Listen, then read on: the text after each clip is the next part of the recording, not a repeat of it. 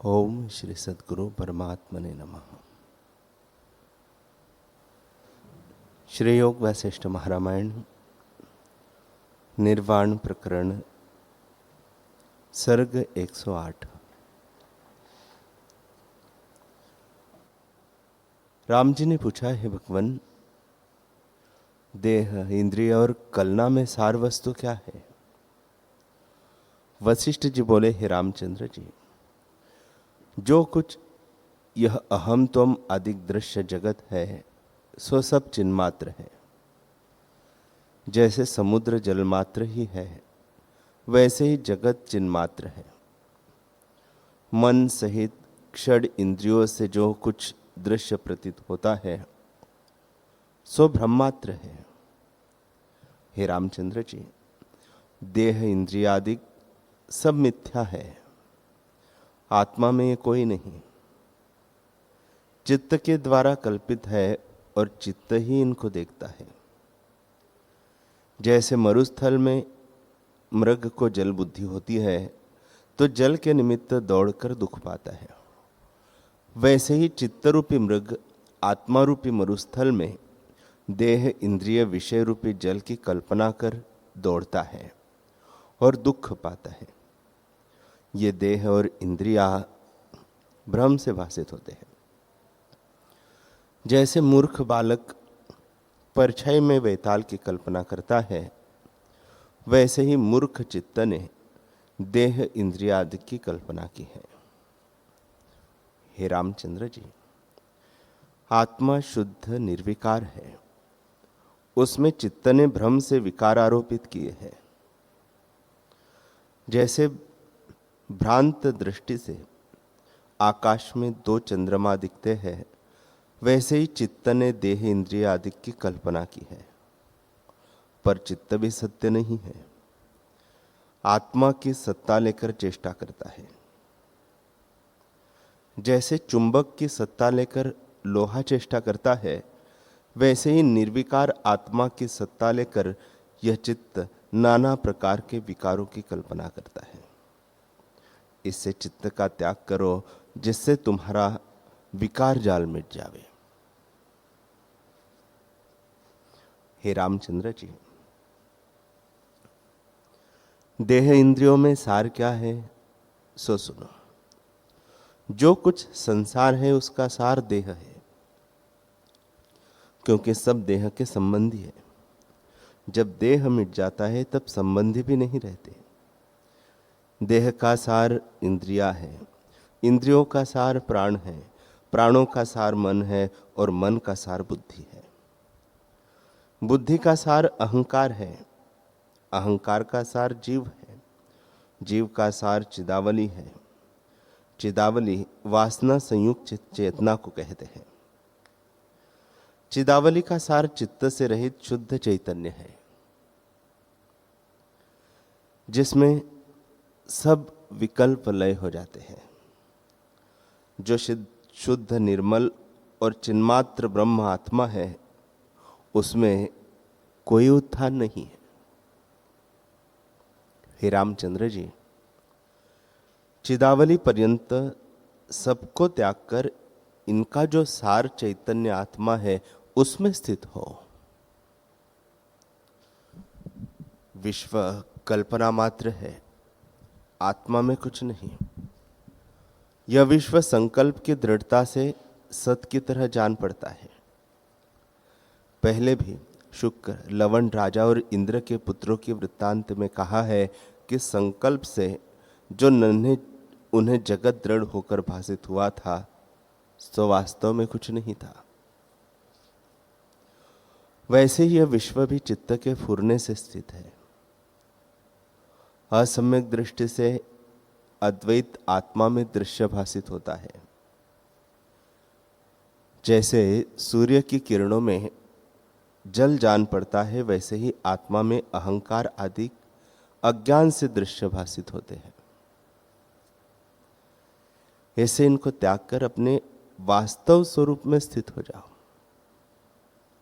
हे रामचंद्र जी, एक गढ़ तुमको बताता हो जिसमें किसी शत्रु की गति नहीं, उसमें स्थित हो। हम भी उसी गढ़ में स्थित है और जितने ज्ञानवान हैं वे उसी में स्थित होते हैं। हे रामचंद्र जी, काम, क्रोध, लोभ, अभिमान आदि विकार आत्मा में नहीं पाए जाते। जैसे रात्रि में दिन नहीं होता, वैसे ही विकार रूपी दिन गढ़ रूपी रात्रि में नहीं पाया जाता। इसे अचिंत्य रूप गढ़ में जहां कोई फुरना नहीं और जो केवल शांत रूप है, अहम भाव त्याग कर स्थित हो जाओ तो अहम त्वम भाव निवृत्त हो जावे। जब स्वरूप का साक्षात्कार होता है तब ज्ञानी फुरने और न फुरने में स्वरूप को समान देखता है और संपूर्ण जगत को आत्मरूप देखता है। इसे चिदावली से देह पर्यंत जो अनात्मा है उसको क्रम क्रम से त्यागो। प्रथम देह को त्यागो, फिर इंद्रियों के अभिमान को त्यागो। इसी क्रम से सबको त्याग कर अपने वास्तव रूप में स्थित हो। वशिष्ठ जी बोले, हे रामचंद्र जी, यह संसार चेतना मात्र है, आत्मा से कुछ भिन्न नहीं। आत्मा ही विश्वरूप होकर स्थित है। जैसे सूर्य की किरणें ही जल का आभास होती है, वैसे ही आत्मा का चमत्कार दृश्य रूप होकर स्थित है।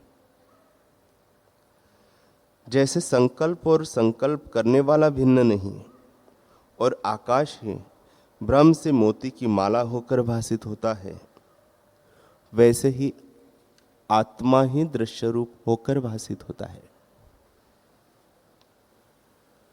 जैसे बीज ही वृक्ष, फूल और फल होता है, वैसे ही विश्व आत्मा ही है और दृश्य रूप होकर स्थित है। जैसे जल के तरंग जल ही है, वैसे ही विश्व आत्मा ही है।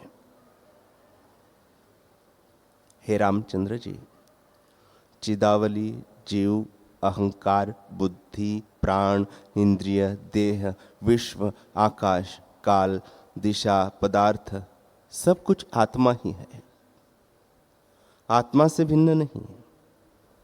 इससे विश्व को अपना स्वरूप जानो। जैसे सूर्य का प्रकाश सूर्य ही है, वैसे ही तुम जानो कि सब मैं ही हूं। जो ऐसे न जान सको तो ऐसे जानो कि देह भी जड़ है और इंद्रियों से पालित है। वह देह मैं नहीं हूं, इंद्रियां भी मैं नहीं, क्योंकि प्राण इंद्रियों का सार है। जो प्राण न हो तो इंद्रियां किसी काम की नहीं।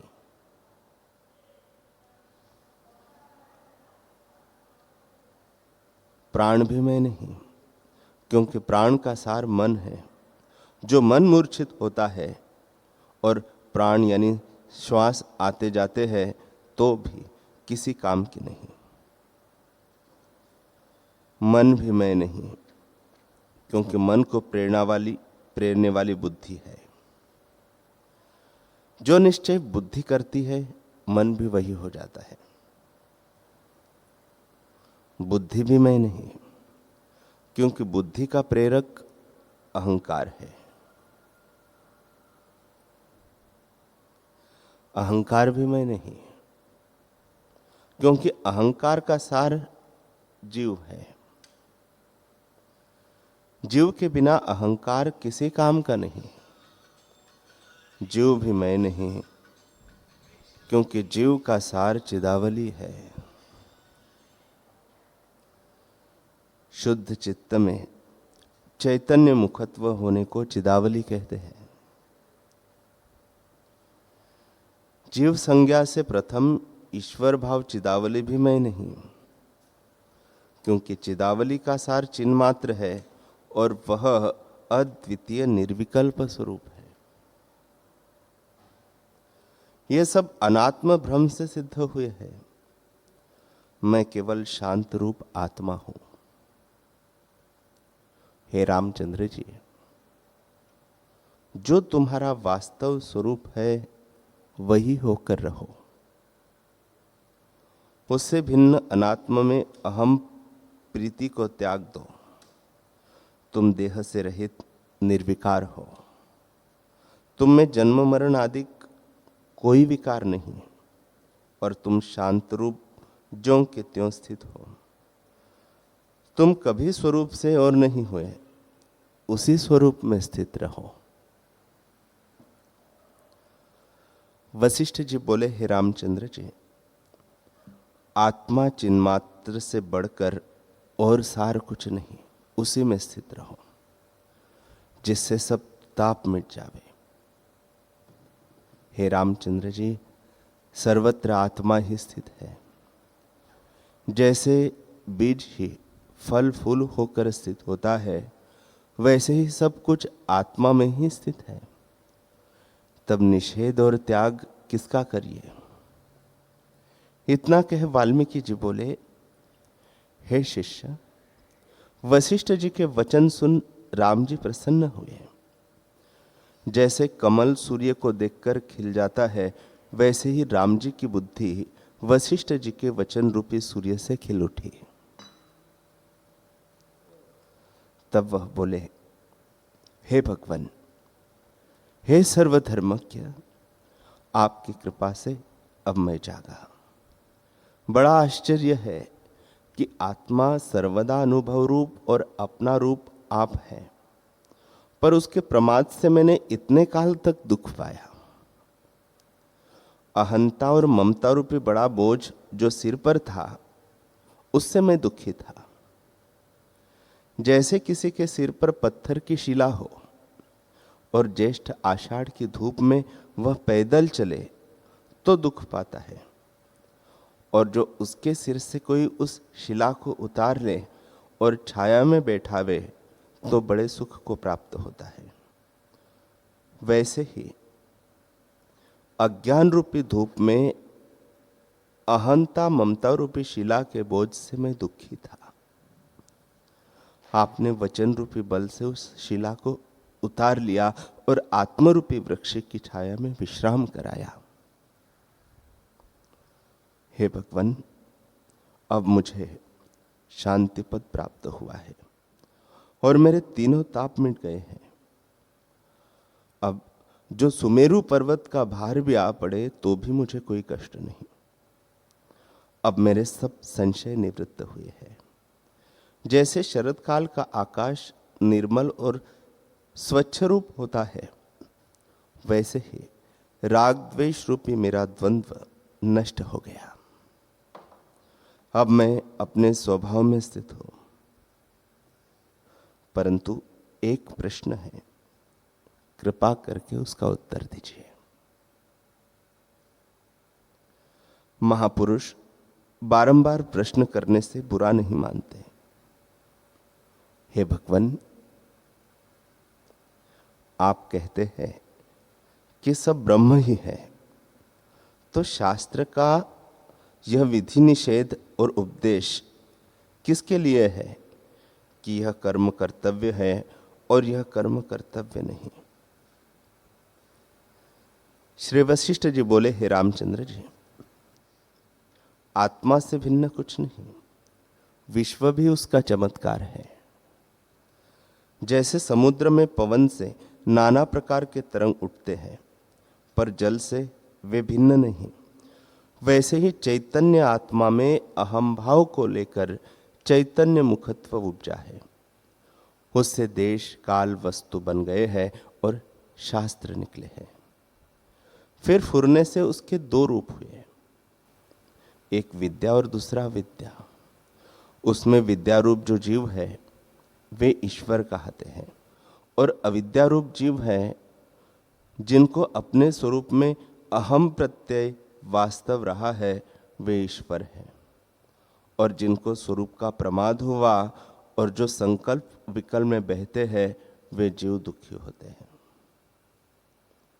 हे रामचंद्र जी, इतनी संज्ञा फुरने में हुई है तो भी आत्मा से कुछ भिन्न नहीं।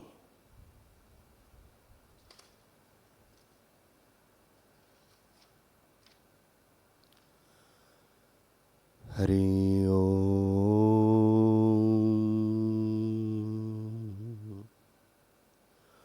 हरि ओम,